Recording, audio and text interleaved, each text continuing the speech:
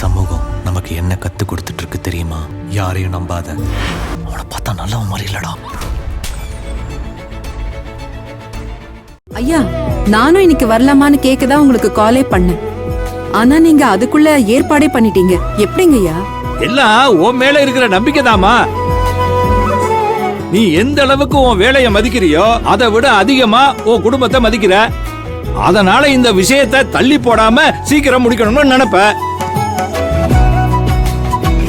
அந்த வேலைய ஓ எண்ணத்தை நான் சரி பண்ணிட்டேன். நல்லதுங்க ஐயா. அப்ப சரிம்மா, சாயங்காலம் உங்க குடும்பத்தோட எங்க வீட்டுக்கு வந்துருங்க.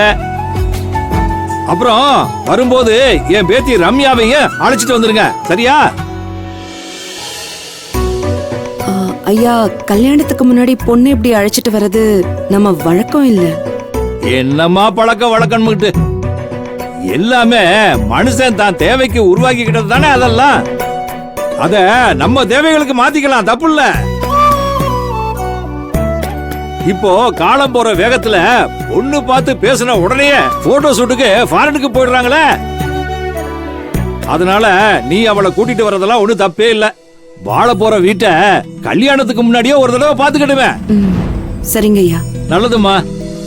அப்போ நான் மத்த ஏற்பாடுகள் எல்லாம் பண்ணிடுறேன். சாயங்காலம் நீங்க வந்துருங்க. சரிம்மா, நான் வச்சிடறேன். சரிங்க ஐயா. என்னம்மா, என்ன சொல்றாங்க? இன்னைக்கு சாயந்தரம் எல்லாரையும் வர சொல்றாங்க அத்தை. எல்லாரையுமா? ஆமா அத்தை, கூடவே ரம்யாவையும் கூட்டிட்டு வர சொல்றாரு. கல்யாணத்துக்கு முன்னாடி எதுக்குன்னு கேட்டேன். வாழ போற வீட்டை பாக்கட்டும், கூட்டிட்டு வாங்கன்னு சொல்றாரு. சரி, இதுல என்ன இருக்கு? இப்ப எல்லாம் இதெல்லாம் சகஜம் தானே. போயிட்டு வந்துடலாம்.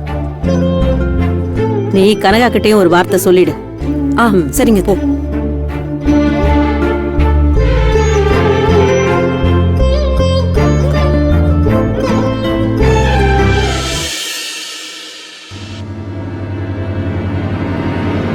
ஆசு, டேய், என்னடா பண்ணிட்டு இருக்க? அதுக்குள்ள உனக்கு என்ன அவசரம்? என்ன கூப்பிட்டு நான் வந்து போட்டு தந்திருப்பேன்ல. தள்ளு, குடுடா. விடு.